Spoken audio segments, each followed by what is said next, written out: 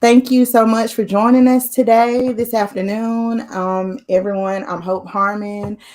This is Act for Change with Hope Harmon. I'm a change agent, an elected official, an advocate for everything that I feel is right, at least. Living in rural South Georgia, and we just hope through like honest and open conversation that we can help to change mindsets, perceptions, and call people to action. So we're really excited to be with you this afternoon. Remember that you can always drop your questions in the chat in either of the live chats on YouTube or Facebook. Please be sure to share this stream as well. So I'm really excited to have Hayden Hamby with us this afternoon. She is a licensed professional counselor. You know, we believe in having people who are licensed and trained on the show. So she's an LPC, behavior health therapist, and she works at with children at South Central Primary. And the inspiration for this live was, you know, everyone knows I have a real passion for mental health. I'm very passionate about mental health. I think that mental health is very important. I think it is a key. It's honestly a key to life to have good mental health. And so the more I was thinking about things like grief and loss and the experiences that I've had with my children in that space, I thought it would be a great time to have a discussion about mental health concerning children, because I think a lot of times children are forgotten in our discussions at times about mental health and grief. So we're just gonna jump right into the questions this afternoon. And like I said, don't you know, if you have a question, you don't want it to be posted, you're more than welcome to asking in my inbox as well. So thank you so much again, Hayden, for being on with us this afternoon. And can you tell us a little bit more about what you do as a mental health professional working with children? Okay, so yes, my name is so my professional name is Hayden Nelms. I'm I'm a licensed sorry. professional. It's okay. I'm a licensed professional counselor. I've been working in the mental health field for almost 10 years. So currently, I'm working at South Central Primary Care in an integrated setting where they provide physical health care as well as we provide the mental health care. Um, and I think it's very important and that we could offer that because a lot of people, because I know we're going to get down in those questions a little bit about more about stigma, but because of the stigma, they're more likely to go to their pediatrician. So we have pediatricians that work with us, OBGYN, which is Dr. Okafa and Fitzgerald, and then Dr. Hunter and Fitzgerald is the pediatrician. So we work they work under the umbrella of South Central as well. So we're more likely to go to that primary care physician to seek help, and with us being integrated, we can have easier access to counseling. Okay, good deal. Everybody knows as well. I love Dr. Hunter. Like me and Dr. Hunter have a great relationship. I tell people all the time about how when my son was having seizures, he was about 3 months old, and Dr. Hunter was the only person that believed me. We went to several doctors, and he was the only doctor that believed me. So I will forever be grateful to him, and I just love Dr. Hunter. So I'm really, you know, He's easy even to more. love. Yeah, he really is. And when I go to visits, I'm like, put me last because we're on talk for about an hour. So I know you mentioned stigma, so we can just jump right into like, what are the biggest stigmas that you've seen associated with mental health in children? Okay, so I know the ones that that I've seen personally. So I looked online just kind of verify what I noticed and what they said. And the top three that I found online, and I agreed with them, were struggling with your mental health is uncommon. That's a myth. That's a stigma that is I'm crazy. I Yeah. always every talk I say, oh, I don't use the C word, but I think that that's one of the biggest misconceptions, stigmas, is that you have to be crazy to seek mental health treatment, and that's not necessarily true. Like I said, that's one of the biggest myths. 1 in 5 adults, which is probably equal in children, I think that statistic would probably correlate both ways. 1 in 5 struggle with their mental health. Okay, and then number two, um, we live down here in the Bible Belt, so I hear sometimes, "Oh, I don't need a therapist because I have friends and I have God. I don't need a therapist." Which, you know what? I hope you do have those things as a therapist. Every person that comes in my office, I say, you know what? I want to be here for you, but there's going to be times that I can't. So I need you to have friends, and I need you to have, a higher power that you can rely on as well. So that one there is that, what, I have my mama I can talk to, or I have this person or a friend or this. So I don't need to see a therapist. And if we talk about teenagers, in that a parent may say, oh, my kid don't need to see, or a young child, my kid don't need to see a therapist. I'm a good mom. I'm a good parent. I'm a good daddy. My kid doesn't need to see anybody. And sometimes it's not that they're bad parents. Most of the time, it's not that they're bad parents. I'd say 99% of the time, that is not the case of why a child needs to come to therapy. So yeah, sometimes we need that professional support just to have that confidentiality and somebody that I can talk to when I can't talk to anybody else in my life. And they can give me really good strategies for coping that maybe somebody hasn't thought of. Then the third one is, just that, I guess that kind of goes back to that crazy stereotype, that myth that mental illness is just looked down on because that person is violent, or that person is, I think we just kind of go into, I'm not that bad. When I was going to that stigma of, well, it's not that bad, but it doesn't have to be. Please come to us when it's not that bad. Right. We can actually help more when it's not that bad. Mental health is one of those things that kind of is on a spectrum. I always say there's baseline, and then we got a little below and a little above. When we're in that, as a therapist, we can kind of work better on learning coping skills to keep us at our baseline, instead of up in here and, up here where anxiety is unmanageable, or down here where depression is unmanageable without maybe even medication.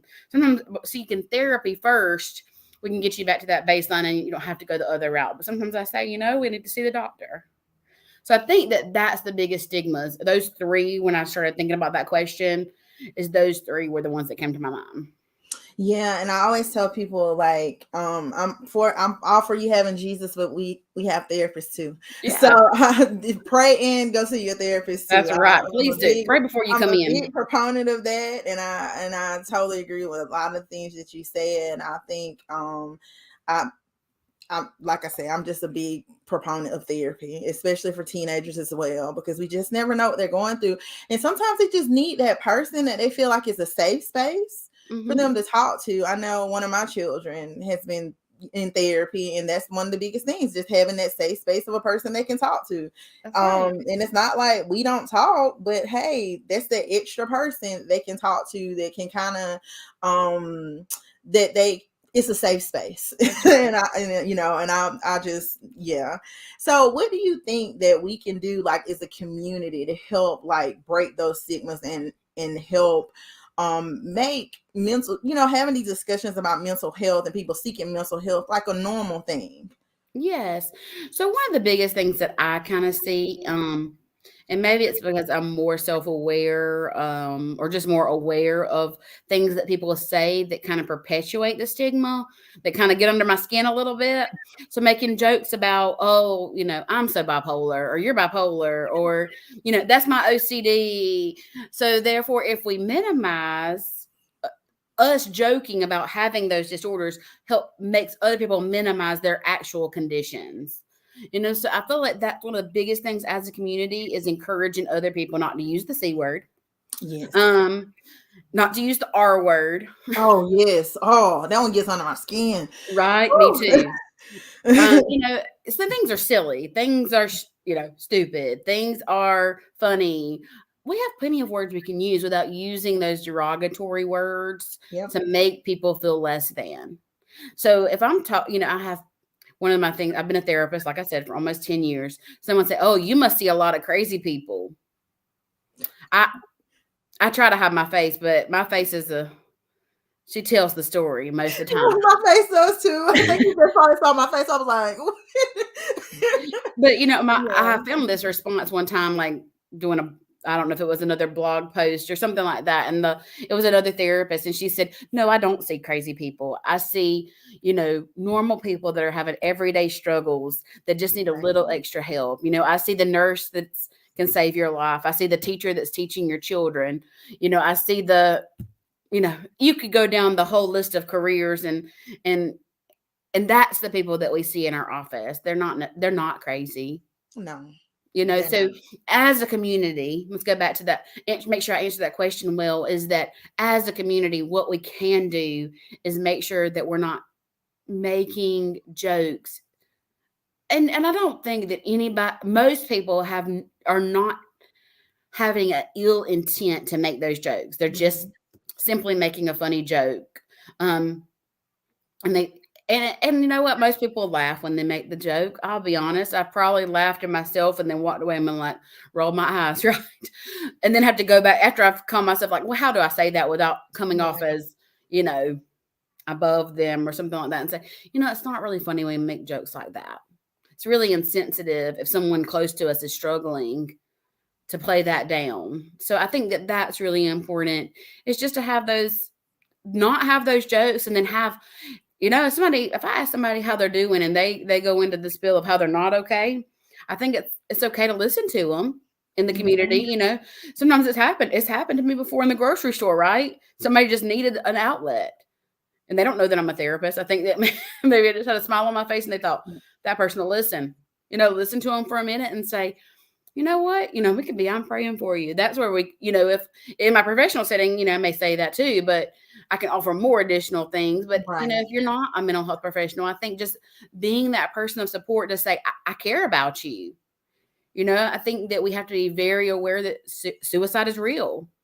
And so if somebody is brave enough to reach out in our community, whether it be a Facebook post, it's not for attention most of the time.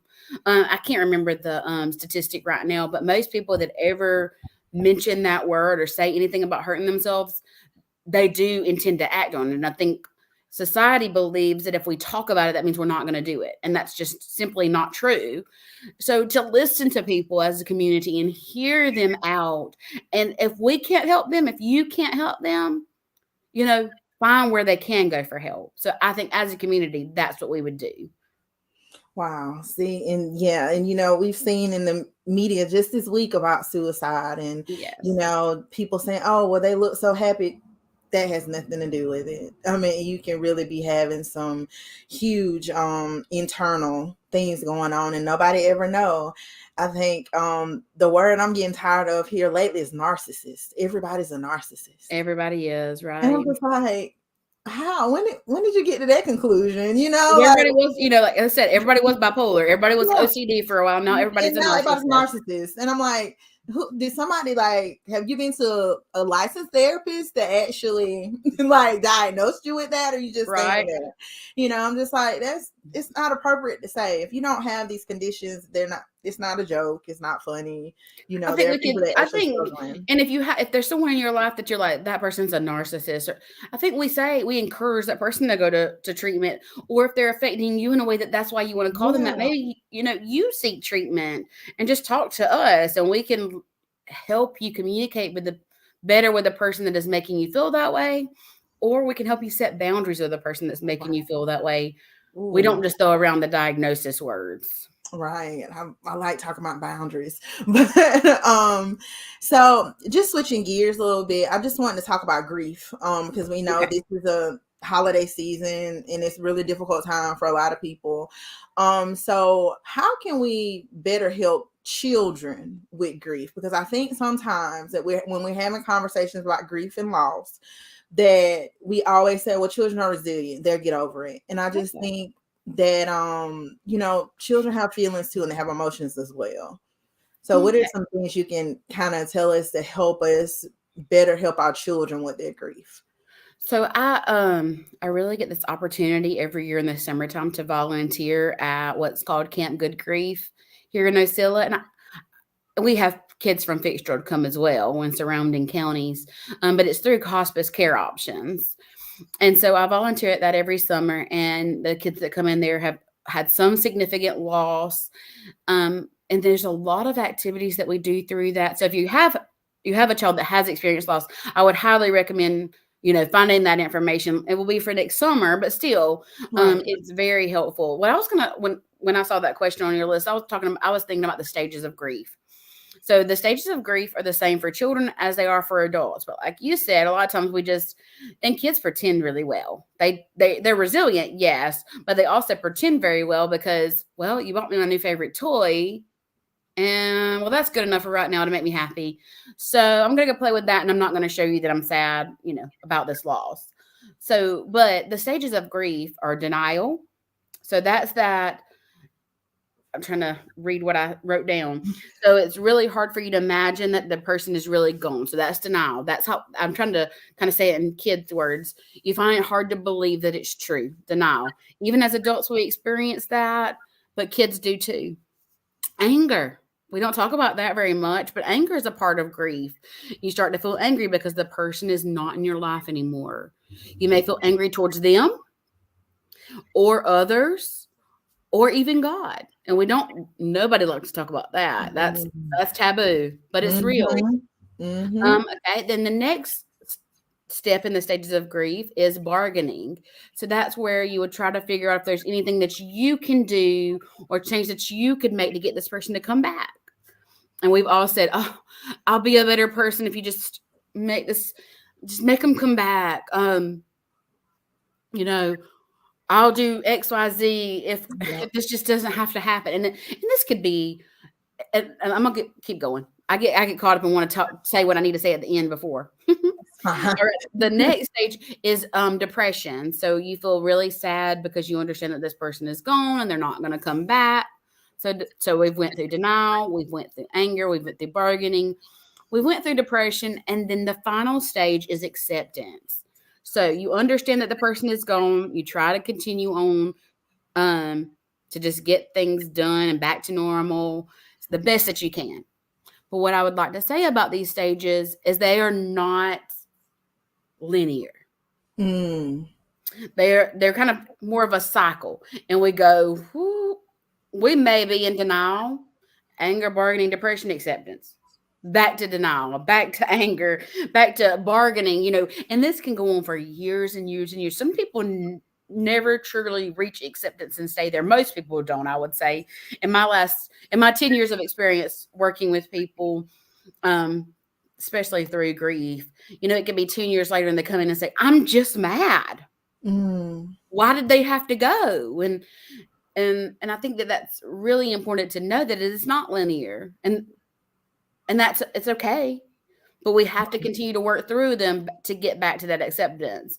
Now, 10 years later, we might go to anger and we don't go back to bargaining, or, we might go a little to depression, sadness, and tearfulness and things, but then we kind of go back to the acceptance. Okay, let's get back to normal life. Let's just keep going. I can't, there's nothing I can do. I'm okay. Right. But that doesn't mean tomorrow morning when I wake up and hear their favorite song that I'm not going to go right back to anger. Right. And I think that that's just important to mention, that sometimes kids can't verbalize why they're angry, especially with loss. They're going to say that, it's because you made me get up this morning. You're making me go to school. I'm angry. Or you didn't fix my favorite supper. I'm angry. Because that's how they cope. So they cope through these ways we've taught them, right? We're Southern, like fried chicken makes me feel better. Right. So Right. You didn't make me fried chicken and I'm sad. But they don't know how to verbalize that. They just think you should know. Right. Because as mamas, as daddies, as guardians, we can see it. And typically we don't ask, we just go ahead and try to fix the problem. But that doesn't always work. Right. So I think that just thinking about the stages of grief and being aware of that, I think we can see it more in our children as well.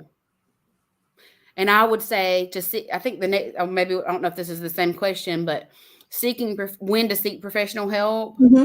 Was that the next question, I think? Yes, the next question. You go ahead and touch on that one. No, you're fine. Go right ahead. Okay, so when to seek professional help would be, I know these stages of grief. I'm looking at him. I'm looking at my child and seeing that they're really angry, or they just are continuously staying in denial, or I hear them bargaining, in their prayers, or with, and just when they get upset, they're crying and they're bargaining with me to bring the person back. As the parent, they're bargaining with me, or I continuously see them crying and sad and not wanting to do the things that they used to once enjoy, or staying in their room and isolating themselves more. Those would be symptoms of, signs of depression. Right. So when I notice those things and I see them getting stuck in the stages, that's when I would want them to come into my office. If they're getting stuck. And grief is one of those things that it's not just going to be they walk in and I have this magic wand that says, Right. you know, here's your loss. I give it back. You know, I don't think that I don't know. I've had people come in my office, adults, not necessarily children, but adults be like, are you the one that's going to fix this for me? And I'm like, no, I'm just here to listen. Right. I'm here to talk to you. I'm here to teach you coping skills. I'm here to also normalize how you feel. I think a therapist, I've come to learn that's my number one part of my job is normalizing how that child or that adult feels and give them, I think, because that when we normalize, I see hope. You know, if I'm not, like I said, 1 in 5 people suffer from mental illness. If I can normalize it for someone, they're not alone. That there's a lot of other people that feel this way and they've gotten through it by doing XYZ, that helps them. Yes. And a lot of times I think we can say that it's just their mom, but you just love me. You just want me to feel better. Right. You're my aunt. You just want me to feel better. You know, so, but let me go back to that and rephrase what I said to very start with. If you see your child get stuck in any of the stages of grief, denial, anger, bargaining, depression, if you see them getting stuck there or going back to it, that's when I would encourage you to say, you know what? I think it's time. There's nothing wrong with you. I just want someone else to help me help you. And sometimes it's easy. I want the parent in there too, not for every session, but every once in a while. So I can say, hey, this is what we're working on. Here's what you can work on at home with them. Yep. Because, you know, I see that your child for 45 minutes, you know, hopefully maybe once a week, every other week, once a month, whatever we can manage with all of our busy schedules, right? More likely theirs than mine. Most of the time is we're all busy doing things. So within, you know, my 45 minutes, I'm going to teach them as much as I can, but a lot of times I need that parent to be there so I can teach them some skills to help their child too. So yeah, so if they're getting stuck in those stages, I think that's when we open the door for professional help. Okay. So can you, I like what you said about like, it's going to take work. Therapy takes work. Like it really does. It's not an easy fix. It's not an overnight thing. It's going to take time and it takes work. Right. And I really like that. So can you tell us more about the school-based clinic that's going to start in January at the middle school? Okay. So it actually has already started. Okay. Yes. So the nurse practitioner there is Casey Dix. She's already seeing patients at the school-based clinic. I wish I had that phone number right now, but let me see if I can find it. Okay. I think I might can find it. But yes, I'll go ahead and talk while I'm trying to find that phone number. But yes, the nurse practitioner is Casey Dix. It's Casey Culpepper Dix. She's a local fixture also. Yes, she's the nurse practitioner that's working there. I will be providing behavioral health services starting on January 12th when we come back from the holidays. Okay. To get in with any of us, like I said, you just call and make an appointment. If you want to go ahead and get the paperwork, even if you just want them to see me, they can go ahead and, you know, get the paperwork. Even if they're one of Dr. Hunter's patients, they can just tell them and they can sign the releases there and be able to be seen at the school-based clinic.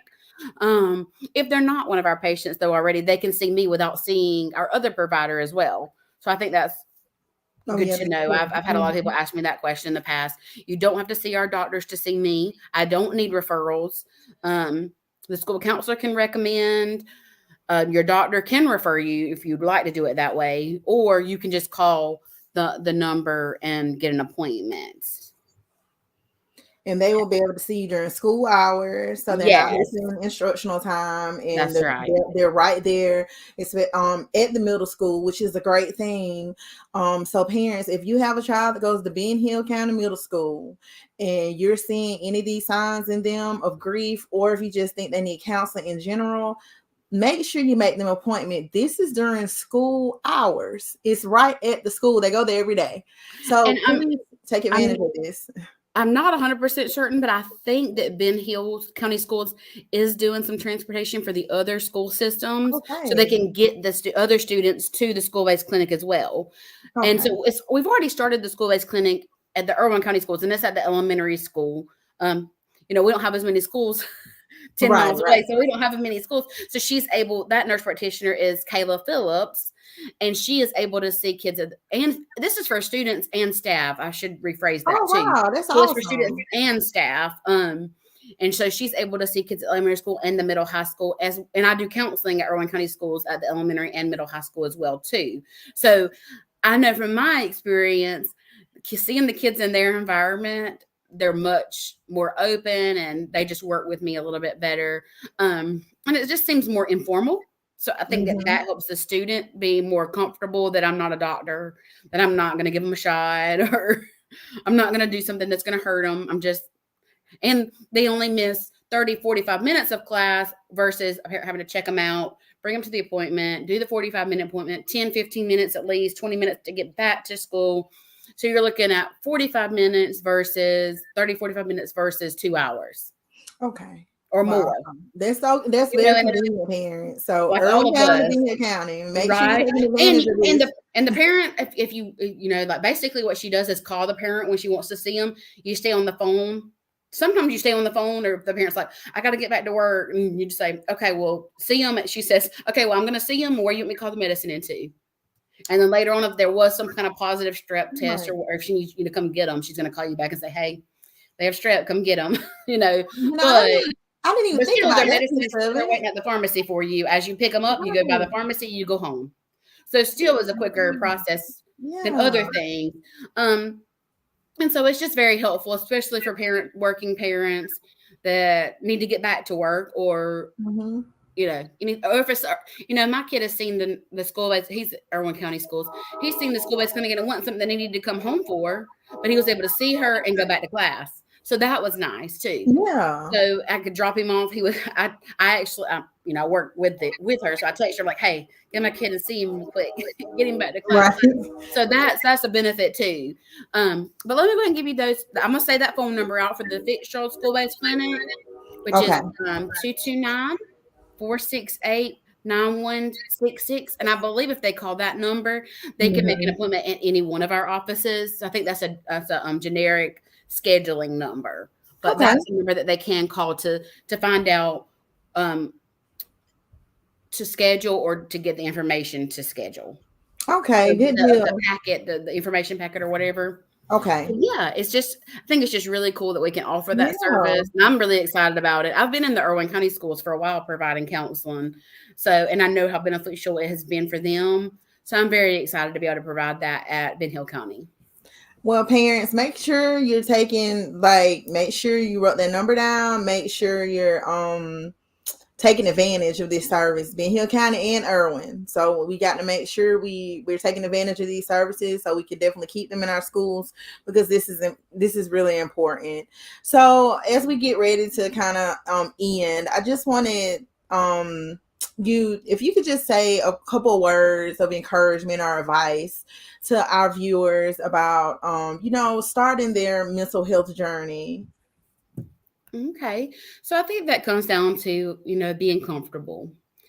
And it's going to be uncomfortable for change, right? I think we all know Mm-hmm. that change, if we're comfortable, then no change is going to come.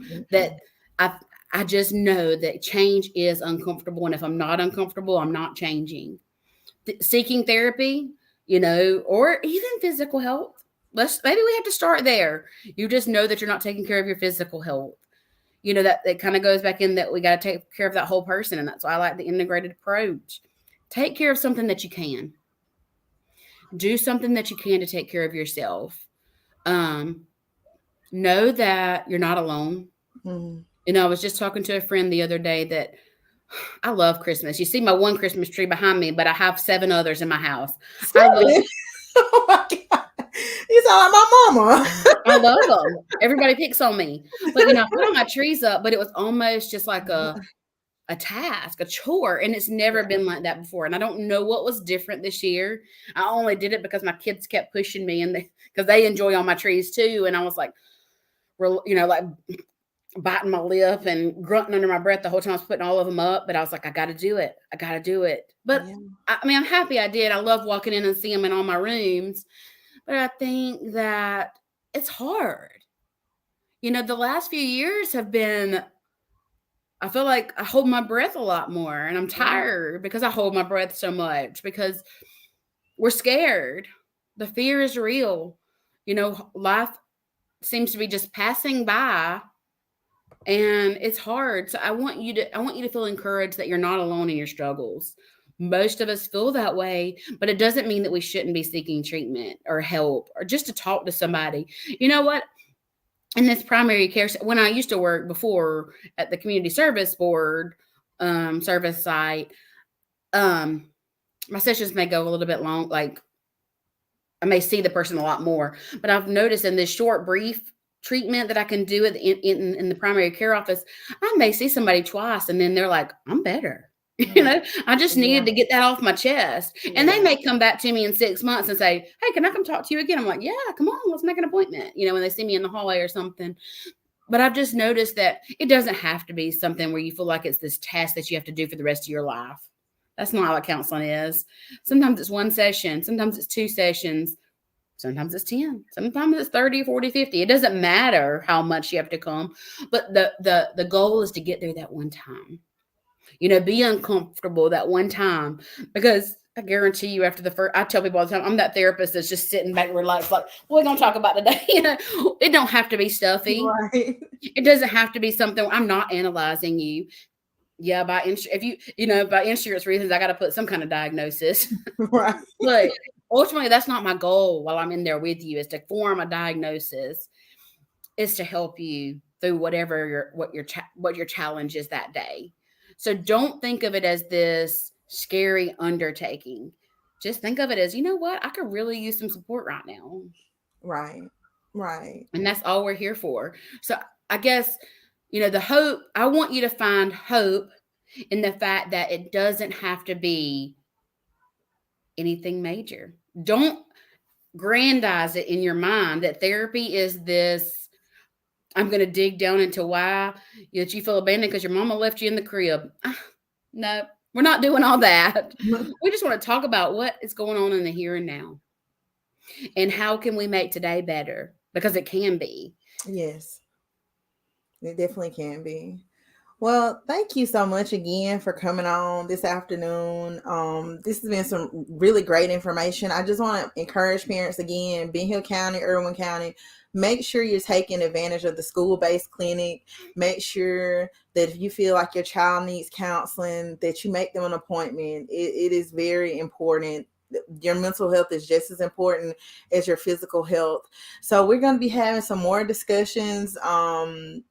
I think we're probably going to do something next week, and we're probably even going into January where we're going to talk more about mental health, breaking the stigmas associated with them. So everybody just be on the lookout for a flyer on social media, and also make sure you follow my advocacy page, Kasara's Voices. We continue to seek justice for my niece, my sister Kasara, and others who have lost their lives to violence. So once again, thank you so much, Ms. Hayden, for coming on this afternoon. Yes. Thank you so much to everybody who joined on Facebook and also on YouTube. And I hope everyone has a great afternoon, and I will see y'all next time. Merry Christmas. Merry Christmas.